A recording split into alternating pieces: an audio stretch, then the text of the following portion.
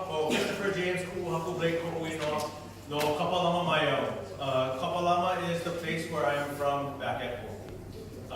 I am a kumu from the Kulaki'iki o Kamehameha schools. It is a school for Native Hawaiians. We have a school of 2,500 from K to 12. So for in America, we do from kindergarten to year 12, which is year 1 to year 13.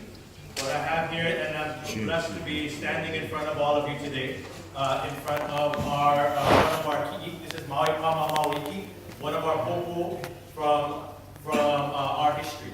Our history is a long one, from a many places, but we are very, very connected.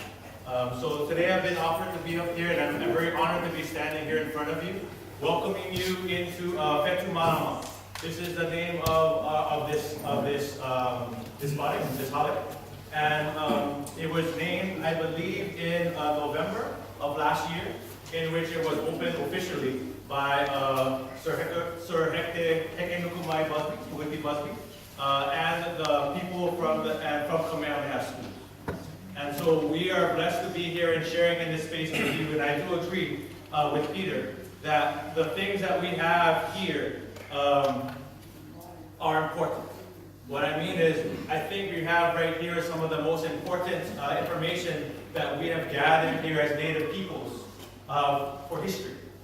I am a kumu of Kamehameha schools. And what we are seeing here is 8 of our 13 students from Kamehameha schools for our juniors and seniors. They are 1 year, well actually, they are about 2 months away, many of them, from graduating, going on to uni. And we have an opportunity, we have holiday right now, so we're down here.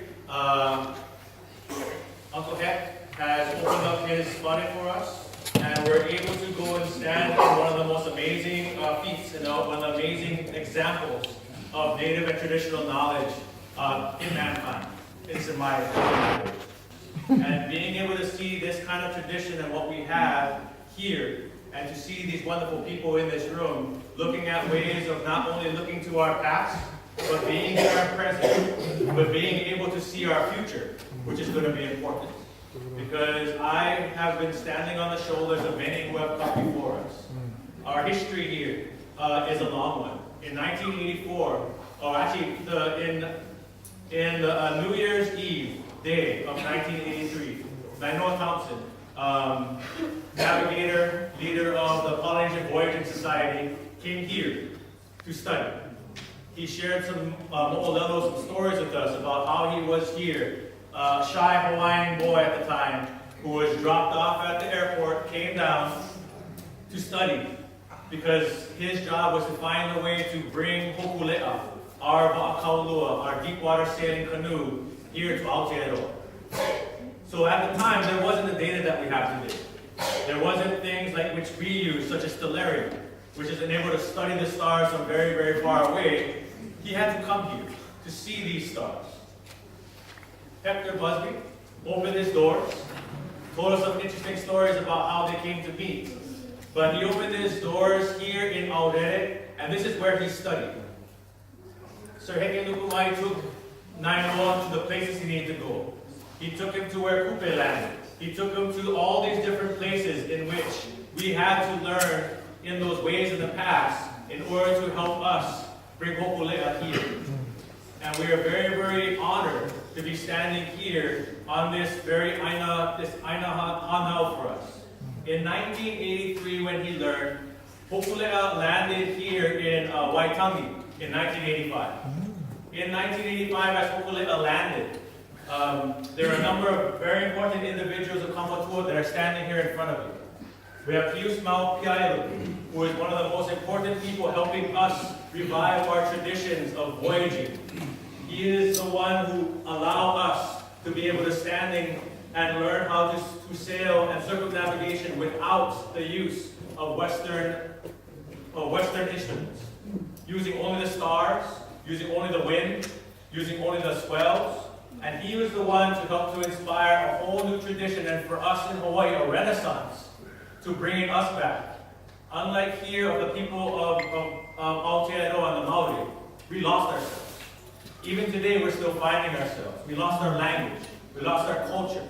And finding this as one of the ways of renaissance of bringing it back, and So proud to be standing here with these Hawana, to be learning these things in order to take us into the future. And having people like Pinky Thompson, another very, very important person in that. That's Nainoa's father.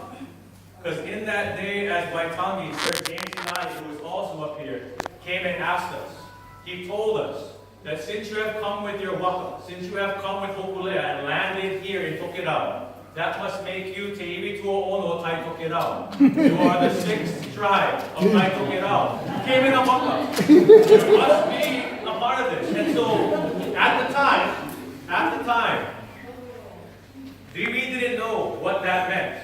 But Pinky Thompson knew exactly what that meant. Okay? We need to have a marae. They asked us where our marae was. They asked us where our aina was. And so it was different. And for us, we take this to heart of knowing what it is. And what they did was they named us. Okay, they called us Nati Ruawahia. Ruawahia is the Maori name for our hoku, our hokulea, which is the star of Hawaii. So we are seeing ourselves, and we take it to heart, although we are not nearly as grounded as the people of Tai Tokerau are. We are Ngāti Ruawahia, the 6th tribe of Tai Tokerau. Our marae lies in Hawaii. Our marae was built under the eyes of Sir Pinky Thompson, or Pinky Thompson. And Kaiwi Kilamoku is our marae. And this marae is where we help to study in many, many different things. Hello, London. He asked us where our popo is. Our popo sits on Te Ti Marae, Maui Pama Mau. And here is brother, Maui Pama Mau Miki, which was brought here with the opening of Fetu Marama. And so again, we see these things of the history and the importance of standing upon the shoulders of our ancestors in order to bring us to where we are today. In all of the travels and all the things, some of the things that I have heard is there are too many leaders in this world and not enough navigators. Navigators are the ones who are able to look at, take disparate information from all kinds of places and be able to guide those who need to be guided into the places they need to be. We're hoping through example, through experience, through working with each other, that we're hoping to see here our next set of navigators, either on the oceans or whatever they want to do, in order for them to be successful. And listening to and having the honor to be the speaker here with you today, knowing what we're talking about, knowing these things, because what we are seeing here is we are on the edge of knowledge. All of the things of where we have gone into the past and to where we're going to the future, to know and have the foresight. I believe that our native intelligences are going to take us into the future. The things that we have forgotten are the things we need to remember in order for us to be where we need to be the leaders around here. Okay? That's important for us. If looking at us and where we are at Kamehameha schools, the belief of Western knowledge is very, very important. They said that Polynesia was settled by accident. We proved them wrong. They were saying that it was unable for anyone to be able to go over and look at all these places that we were discovered by people like Captain Cook. Yet every place that he went, he found thriving communities of native people doing what they do before he was discovered, these islands. Even the same thing here. And we're hoping to show them our past to lead us into our future in order to make this happen. And the belief is our ability with this wonderful meeting that we have here is going to be able to take us into the future, to knowing that data is not something for everybody to take, and for us to have the knowledge and to share with the people in this group so that we can lead to make the decisions that are going to shape our future to come. And so I'd like to welcome our Haumana up here. And again,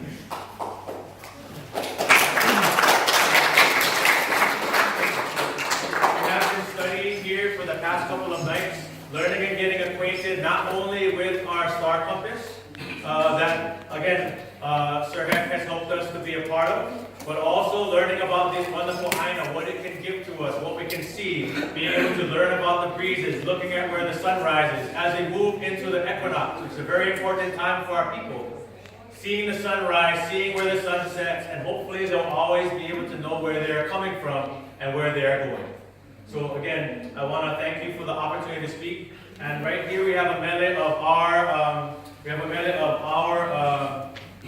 our tribe, Aotearoa.